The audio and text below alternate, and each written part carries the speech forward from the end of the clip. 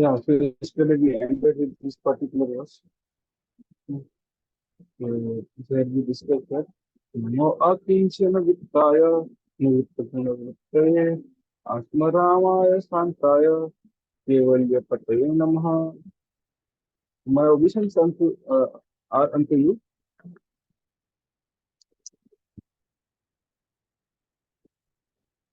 who are property of the material impoverished. You have nothing to do with the action and reaction of the material modes of nature. The self-satisfied and therefore they are most content and are master of the monist. So we discuss this. The next verse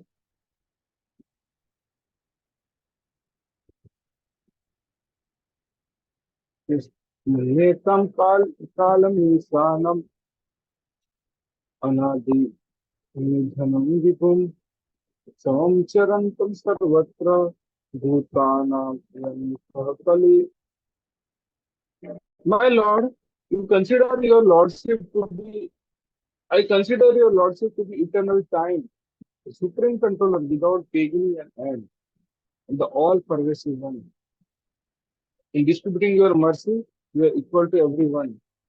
The distinction between living beings are due to social intercourse. So basically, yeah, she's saying that you are, controller of everyone. Time. So basically, you are only the death, okay? And there is no beginning and end of you. Okay, so Anadi Raja Govinda Sarva Karan Karan. And you are pervading everywhere. Which belongs to everywhere. You are each and every atom. Then this is very, very important. In distributing your mercy, you are equal to everyone. When the cloud pours the rain, it distributes every equally to one particular region. Okay, but it depends on how much we expose ourselves to that particular rain. If someone doesn't expose himself too much, then he says, "Oh, mujhe mila nahi." So basically, Lord uh, fulfill the statement of Bhagavad Gita where he says that yatha mam prapadyante tam tathe bhujanyam. The degree you surrender, that degree not achieve blessing, get the blessings of Lord Krishna. Okay. So purport is wonderful. So Kunti Devi knew that Krishna was neither her nephew nor ordinary family member of her patron house. She knew perfectly well that Krishna is the perennial Lord who lives in everyone's heart as the super soul, Paramatma. Another name of Paramatma feature of the Lord is Kala or eternal time. Eternal time is the witness of all our actions, good and bad, and thus resultant reaction are destined by Him. It is no use of saying that we do not know why and for what we are suffering. We may forget the mistake for which we may suffer at this present moment. But we must remember that Paramatma is our constant companion. Therefore, he knows everything past, present, and future. So, you know, we might have discussed this and why bad things happen to good people. That is what we are saying here. Because we don't remember our karma, but Krishna remember everything. And because the Paramatma feature of the Lord defines all actions and reaction, he is the supreme controller also. Without his sanction, not a blade of grass can move. The living beings are given as much freedom as they deserve, and misuse of that freedom is the cause of suffering. So we are given freedom, but we misuse, then we will be suffering. The devotees of the Lord do not misuse their freedom, and therefore they are good son of the Lord. Others who misuse freedom are put into the miseries destined by the eternal Kala. The Kala offers the conditioned soul both happiness and miseries. So whatever suffering and enjoyment is coming, that is under the Kala. It is all predestined by eternal time as we have miseries uncalled for, so we may have happiness also without being asked. So yesterday we discussed Matra Sparsas to Kunti, Siteshwar Okay. So no one is therefore either an enemy or a friend of the Lord. Everyone is suffering and enjoying the result of his own destiny. This destiny is made by the living beings in a course of social intercourse. So, like, when you are interfacing with the people, let's say someone has told you something, if you just tolerate, you can be slowly free from the reaction. They counteract and end up in some reaction. We don't know if it is not as per the Shastra. Everyone here wants to lord it over the material nature, and thus everyone creates his own destiny under the supervision of the Supreme Lord. He is all pervading, and therefore he can see everyone's activity because the Lord has no beginning or end. It's known as eternal time Kala. So basically, whole on chapter number 9. And it says, Naveda Kashit Bhagvam Sikritam Taveham Tavehamaanasya Nunam Idam Vanam Yasya Kashit Daito Asti Karachit Yasya Yasvi Ismamatin Nunam. Oh Lord, no one can understand your transcendental pastime, which appears to be human and so are misleading. You have no, so basically even Brahmaji was also bewildered. That is Brahma Vimohan Bila. Right? So Brahmaji thought, oh, Are, ye kya? Lord Krishna was sitting on the bank of Yamuna and he was having a lunch with his boyfriend. So at that time, what Lord Krishna was doing? He was taking a food from his lunch box and putting in the mouth of his friend. और जो friends का खाया हुआ जूठा था, that Krishna was sitting. And Brahmaji, when he saw this thing, got bewildered. मुझे कि भगवान है क्या ये? मैं जिसको बुलाया था वही भगवान है ना? He become doubtful. Finally, what he did, he wanted to check. So then, when Krishna and his our boyfriends were taking a lunch, so calves were grazing. When calves were grazing, Brahma just told them. So calves were not visible. So all cow boys were, worrying, where is the calves? Even Lord Krishna said, oh, all of you enjoy the lunch and go and find out. His friend searched the calf, but he could not find it. He came back where he was taking a lunch with his cowherd boys. At the time he saw that there are no cowherd boys. Then he understood, oh, Brahmaji made a trick. So then Krishna said, thought, let me teach him later. Then Krishna equally expanded himself, equal number of calves and cowherd boys. So and after Brahmaji keeping previous calves and cowherd boys in his Brahma Loka, and when he's coming to see what Krishna is doing now, and he saw there are same number of cows and cowherd boys. So Brahmaji got bewildered. So then Lord Krishna showed him all those calves and cowherd boys were who? They are Vishnu Tattva. And then Brahmaji bewildered. That's why he is saying here that it's difficult to understand your pastime which appear to be human and so are misleading. It means people can't understand it. Just like Govardhan Leela. So you have not no specific object of favor. It's not that Krishna specifically offered his favor. Nor do you have any object of any. That's what Krishna says in Bhagavad Gita, right? 9th chapter. This is a very famous verse. That Samoham Sarva Bhuteshu Vishnu.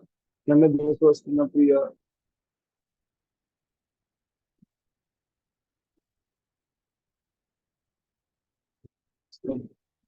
Okay. ये भजन्ति तदो माम भक्त्या मयि तेषु चापि हम. I envy no one, nor am I partial to anyone. I'm equal to all. But whoever renders service unto me, devotion is friend is in me, and I am also the friend of him. Even Krishna said that. Same Kunti Maharani is saying. But okay. So people only imagine that you are partial. It is imagination. Why it is? It's very simple to understand. The way you surrender to Krishna, that way, the way you approach Krishna, that way Krishna reciprocates. So it is equal. If you want Krishna, and if you consider Krishna as your enemy, Krishna will act with you as an enemy. And if you consider Krishna as your friend, Krishna will act with you as a friend. If you consider Krishna as your lover, Krishna will reciprocate with you as a lover. So the way you surrender, the Krishna reciprocates that. So it is equal, not partial. It seems like a partial. Okay.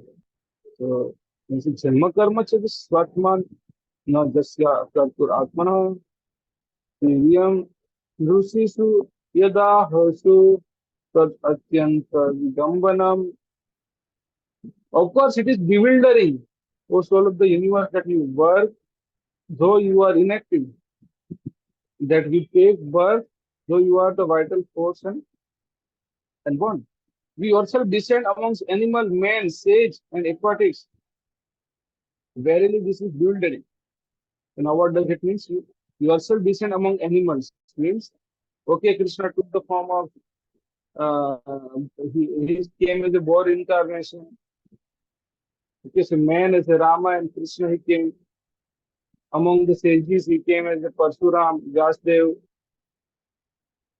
Okay, then in aquatics, he came as a tortoise and the fish incarnation. Listen, what is this? Of course, it is bewildering. Oh, soul of the universe that you work. Seems like Krishna is doing activity. So when you go to 10th canto, specifically in Krishna book, one day Narad Muni goes.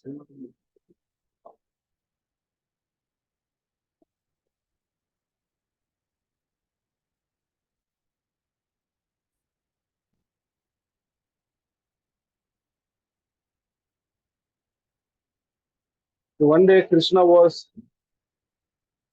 uh, what was I saying? Sorry. Yeah.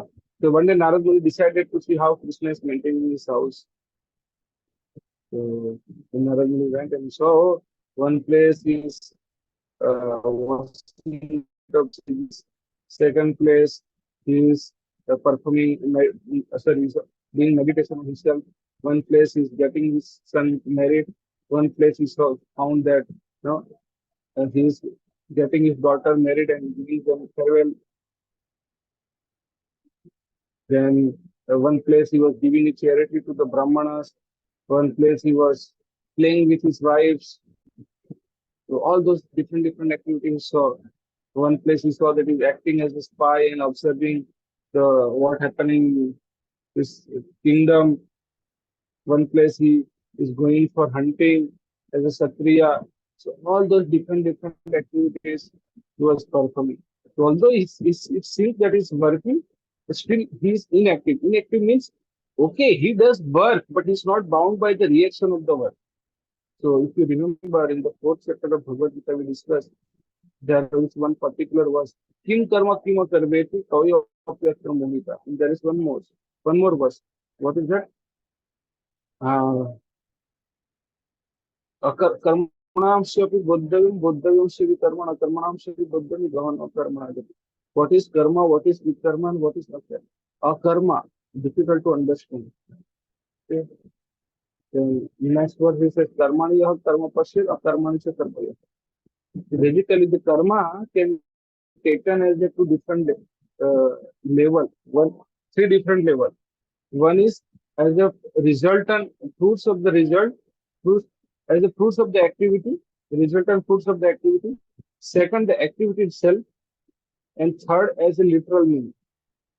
So when you take a karma as a literal meaning, that means you are performing some activity.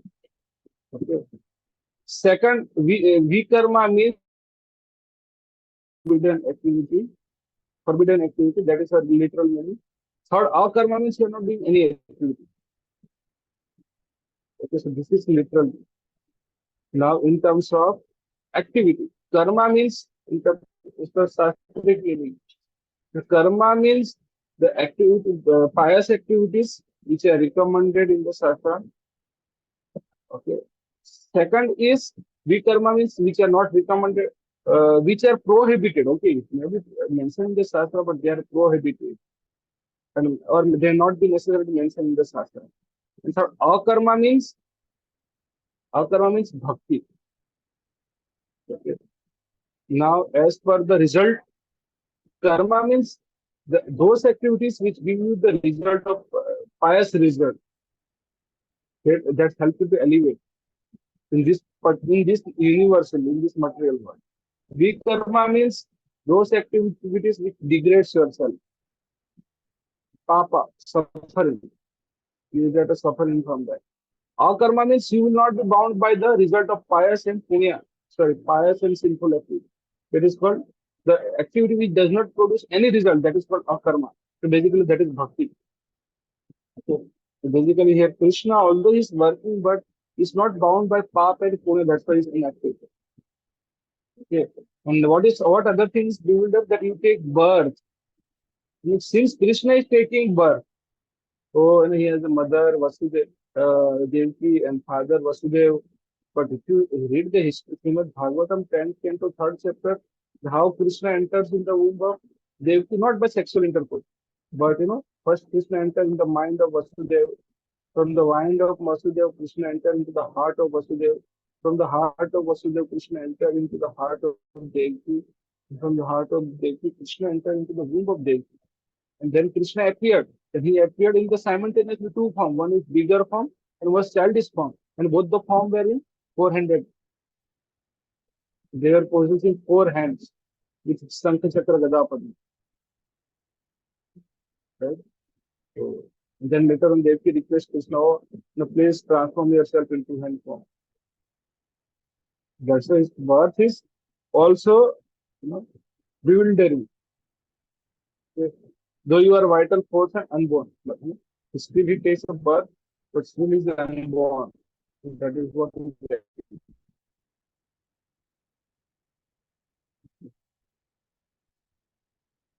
In the next verse he says that Gopi adade tvai utagasi dam tavat yate dasasru kali lanjana sambramaksham vaktram niniya bhaya bhavanaya sthitastya samagi mohyati api yadhi bhet. My dear Krishna, Yashoda took up a rope to bind you when you committed an offense. Damodar Leela. She's talking about Damodar Leela. The Damodar month is going to start from I think 28 onwards, right? So Yashoda took up the rope to bind you when you committed the offense. So what offense she has committed? She has broken a pot of yogurt. And then finally feed that yogurt to monk. So Yashoda may understood, oh, my child becomes so naughty. So let me punish him. So Lord Krishna, Yashoda was chasing Krishna. And after so much effort, she could caught the Krishna. She was trying to bind him. She was trying to bind him with the rope, but that rope was always 2 fingers short. Then she was bringing the rope from another house and again joining those ropes. Still that rope was 2 fingers short. That Leela we saw. And your part up eyes overflooded with the tears. So when Yashoda Mai was binding Krishna, his eyes were filled with tears. He was crying. And your eyes, so that Sagar, right? And you were afraid, though fear personified is afraid of you. मतलब वो सब लोग आपसे डरते हैं, but you were scared of Mother Yashoda. Then King Kunti is saying that this site is bewildering. मुझे समझ में नहीं आया एक क्या है. Fear personified is fearful from you, but here you are getting fear from Mother Yashoda. So Kunti Maharani is remembering that particular pastor. She says, continue. किंचित आहुर अजम जातम पुण्य श्लोकस्य कीर्तये यदो प्रियस्य अन्वये मलयस्येव Chandanam. Some say that the unborn is born for the glorification of pious king. Another says that he is born to please the king Yadu, one of your dearest devotee. He appears in his family as a sandalwood appears in the Malay. Some say that unborn is born for the glorification of pious king. Of course, Krishna has come to re-establish the dharma. At that time, he wants to establish the pious king, especially devotee king as a ruler. Krishna didn't rule personally himself, but he empowered others to rule, those who were pious. Specifically, he empowered Yudhishthir Maharaj.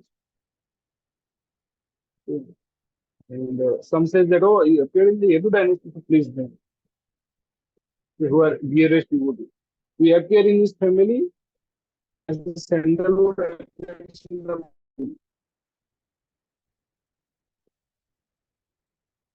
अपरे वासुदेवस्य देवक्या याचितो अभ्यगात् अजस्व सत्वमस्य से क्षेमाय वदाय च सुरसाम.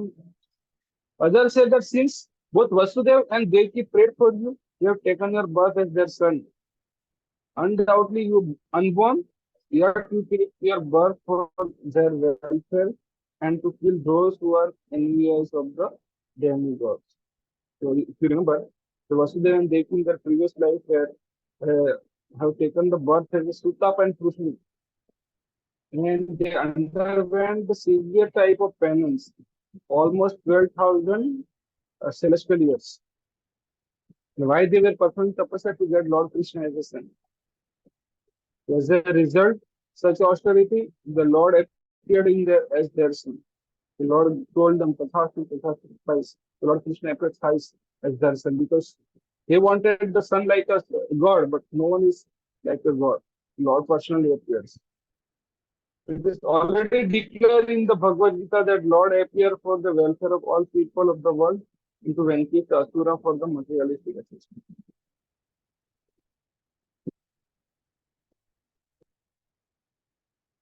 Yes, in the next verse he says, Bhara Avtarana या अन्ये भुवो नावो इवोधतो सिद्धंति भूरि भारेण जातो hi atma bhuvartita. And some says that uh, others says that the world being overburdened like a boat at sea is much aggrieved, and that Brahma, who is your son, prayed for you. He said you have appeared to diminish the trouble. Some says that he appeared to please to fulfill the desire of Devaki and Vasudeva. Okay, and to glorify the sun.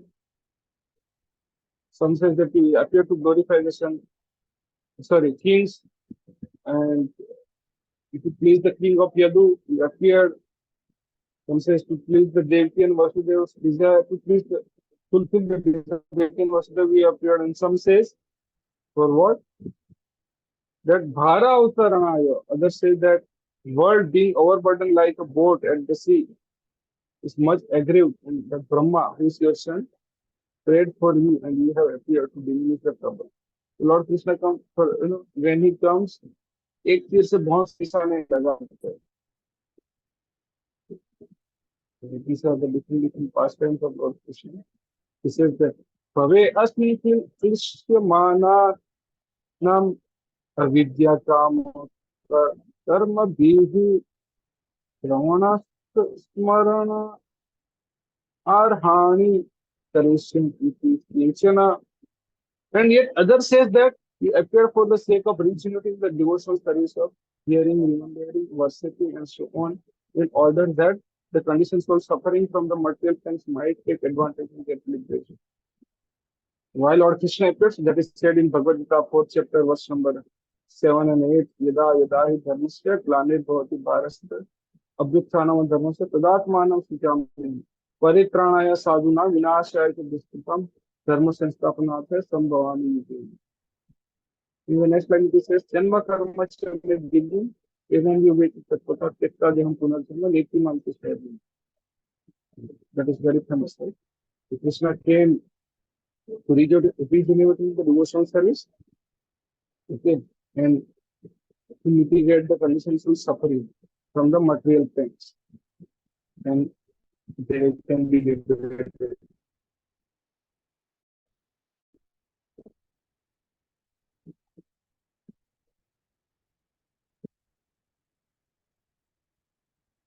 And again, this is a verse. Humanti gayanti grunanti abhikshanasah smaranti nandanti tave hitam janaha एव पश्यन्ति अचिरेण तावकं भव प्रवाहो परम पदम भुजा. That's right. Kunti is saying, "Oh Krishna, those who continuously hear, chant, repeated transcendental activities, or take pleasure in others doing so, certainly see your lotus feet, which alone can stop the repetition of God from there." Means, of course, you are hearing, chanting, and remembering, repeating. Your transcendental activity, that's okay. But if you glorifies those who are doing this activity, those who are doing hearing, chanting, and repeating the Krishna's pastime, and we glorify them. We are not doing, but we are glorifying those who are hearing, chanting, and repeating transcendental activities of Lord Krishna. Okay. So what will happen to them? Certainly they will see your lotus feet. That is the power of chanting. Even Chidanti Gunanti Abhikshana Smaranti Nandanti Tavahita Janaha. Okay. So if we just glorify those who are doing this activity, then what will happen? We'll be free from the repetition of birth and death. That's what Krishna is in this day.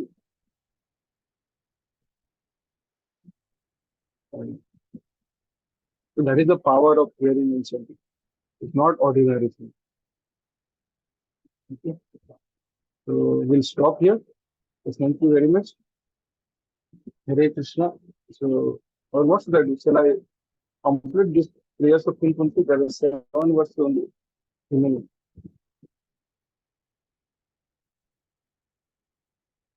Okay, so Tom Prakrute Hita Prabhoho Jihasati Sriyat Surado Anuji Vinaha Yesamna Chani Adbhavat Padam Bhujat Parayanam Rajasa Yojita Aham Sama. Oh my Lord, you have executed all duties yourself.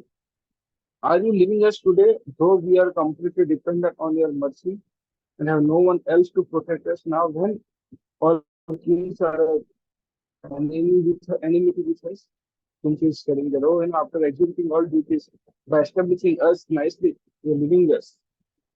Again, still, we have recently become a king, so we have a lot of enemy, and we are dependent on you. Kunti is saying, now you're living us. केवयं नाम रूपाभ्याम यदुभिः सह पांडव भवतो अदर्शनम यर्हि दुष्कृतान अविवेशितो. If the name and fame of particular body is finished with the disappearance of the living spirit, similarly, if you do not look upon us, all our fame and activity along with the Pandava and Yadus will end at once. So as soon as person dies, what will happen? Name, fame, and everything disappear gradually. Okay. But similarly, in this thing for devotee, who is the soul? Lord Krishna is the soul. If you leave us, if you don't look at us, then our fame and activities, along with Pandavas and Yadu, will end at once. So our fame is useless without you. That's what King Kunti is saying. So whatever we are doing, if Krishna is not in the center, then those things are useless for us. Okay. So Kunti Devi was quite aware that existence of the Pandava is due to Sri Krishna only. Pandavas are undoubtedly well established in the name and fame and are guided by the great king Yudhishthira, who is morality personified. The Yadus are undoubtedly great allies, but without the guidance of Lord Krishna, all of them are non-entities as much as the senses of the body are useless without the guidance of consciousness. Krishna is the soul of the devotee. No one should be proud of his prestige, power, and fame without being guided by the favor of the Supreme Lord. The living beings are always dependent, and the ultimate dependable object is the Lord Himself. So we are always dependent. So whatever difficulty comes, we should always depend on Lord Krishna. We may therefore invent by our advancement of material knowledge all sort of counteracting material resources, but without being guided by the Lord, all such inventions and in fiasco, however strong and sound the reactionary element is. So whatever material advancement will do, but if Krishna is not there, in that will become useless. That's the thing to say. Oh, no, without you, there is no value of our name him. Even for Pandava and Yadu dynasty. He says, Niyam so bisyate tatra yathe dani gadadhara vatpadir ankita bhati lakshana vilakshita.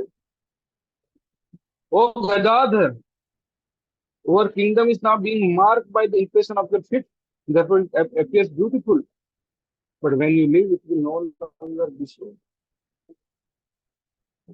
So, in the prayers, we saw that Mother Earth was feeling so acute pain. We'll discuss this in 18th and 19th chapter. Sometime when Krishna was being away from the house, So his wives were not in the connection with Krishna. But Mother Earth, Krishna was always walking on the earth. The earth was always in touch with Lord Krishna. She was never in separation of Krishna. Because always Krishna walk on the earth. So when Krishna left this planet, Mother Earth has a great pain compared to the queens of Lord Krishna. Because however long Krishna stayed in the earth planet, Krishna was always touching the ground. But so that's why the pain of the Earth was very, very huge. Okay. So let's say that our kingdom looks beautiful by the impression of your feet, but it appears beautiful.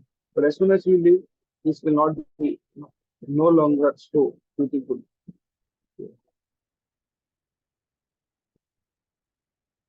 ये जनपदा सवृद्धा सुपक्वसादि विरुद्धः चन्दारिनादि उद्वंतो हि एधान्ते तव दीक्षितः.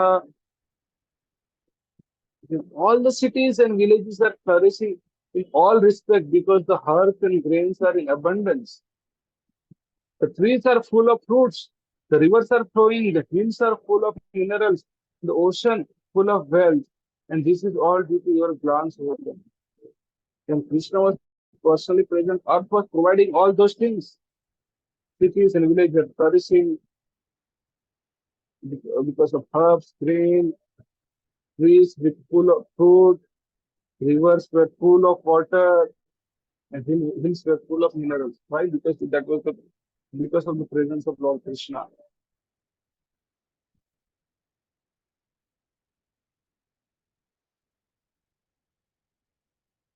He said, "Atha visves visvatman visvamurte swakesu me sneha pasam imam sindhu dhrudam pandusu rushnisu." O Lord of the universe, soul of the universe, O personality of the form of the universe, please therefore sever my tie of affection for my kinsmen, Pandavas and Vrishni. So what does it mean? So into this thing, oh, cut my the relationship. How does it feel? Here, Kunti is telling that oh, Pandavas were coming in the Kuru dynasty. Rushnins were coming in some dynasty. So she doesn't want to keep relation as a particular dynasty. Of course, she's not telling you keep cut off my relationship with Yudhishthir, Arjuna. She's saying as a family bondage, you cut my relationship with them, but as a devotee, keep my relation with them. Okay? So she didn't want to break the relation as a devotee, but as a family, no need that. Just keep a relationship as a devotee keeping Krishna in the center. So that's what she's saying. I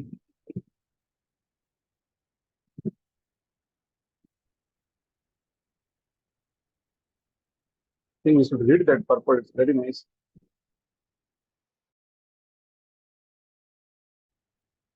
Says that your devotee of the Lord is ashamed to ask anything in self-interest from the Lord, but householders are sometimes obliged to ask favor from the Lord, being bound by the tie of family affection.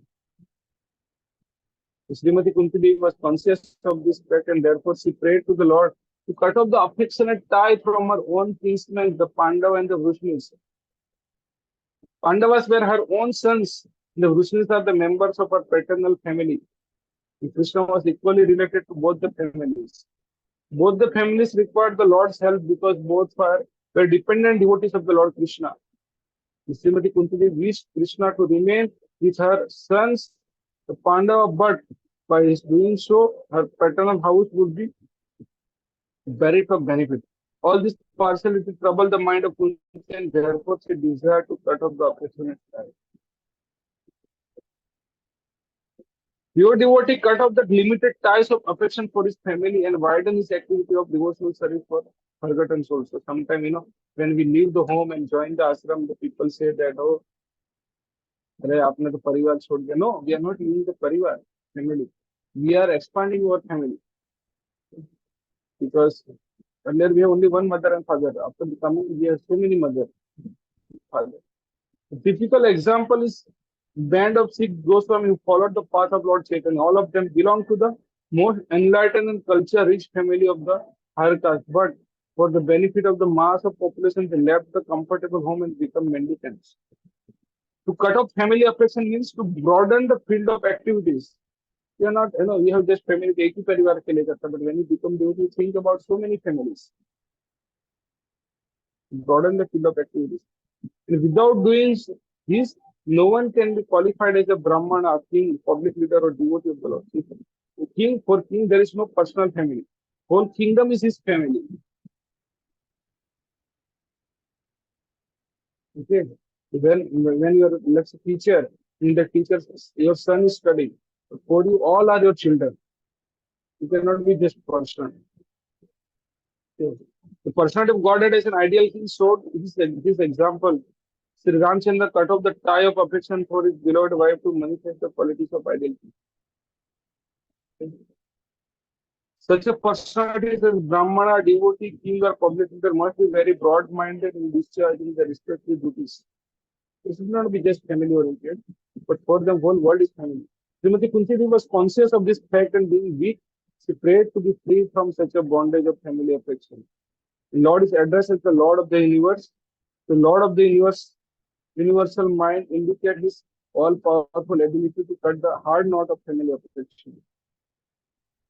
Therefore, it is sometimes experienced that Lord, out of his special affinity toward weak devotee, break the family affection by force of circumstance arranged by his all-powerful energy. So we saw in the example of Narad Muni, right? How that his mother died. By doing so, he caused the devotee to become completely dependent on him, thus clear the path for his going back to Godhead.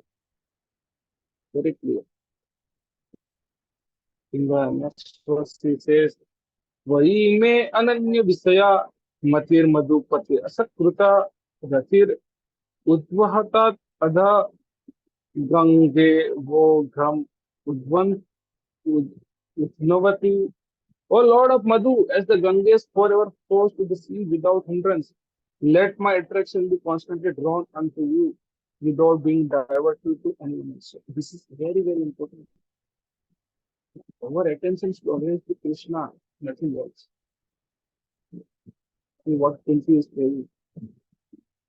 Oh Lord of the Madhu, as the Ganges forever flows to the sea without hindrance, let my attraction be constantly drawn unto you without being diverted to anything else. So our only focus should be Lord Krishna. That is the goal.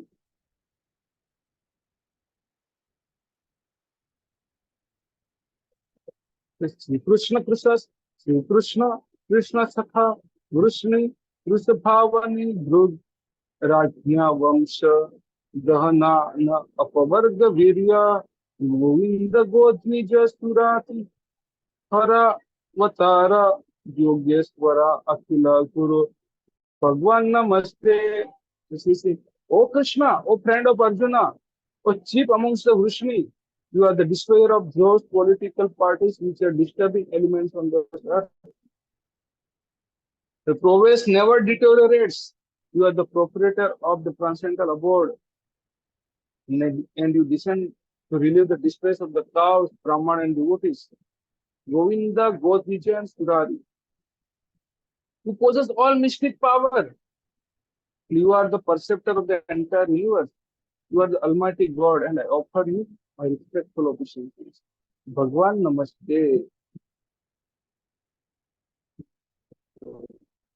I think all the pastors of Lord Krishna is mentioned here. The summary of the Supreme Lord Sri Krishna is made here in the Kunti Devi. The Almighty Lord has an eternal transcendental abode where he is engaged in keeping servitals. Sintamani, Tatara Sadmasu, Kalparuksha, Laksha, Uttesu, Surgir, Abhipalayanta. He is served by the hundreds and thousands of Lakshmi. Lakshmi Sahasra Sita Sambrama Sevyaman. He descended to material world to reclaim the devotees and to annihilate the disturbing elements in a group of political party, which who are supposed to be in charge of administration work. He creates, maintains, and annihilates by his unlimited energies and still is always full with the prowess. He does not deteriorate in potency. Because the Brahmanas, devotees of the Lord, are all object of special attention because they are very important factor for the general welfare of the living beings. These are the summary of the prayers of Kunti. That way we'll end the prayers of Kunti today. So tomorrow, uh, yes, we will continue on Monday. So thank you very much. Hare Krishna. Any question, comment, feedback?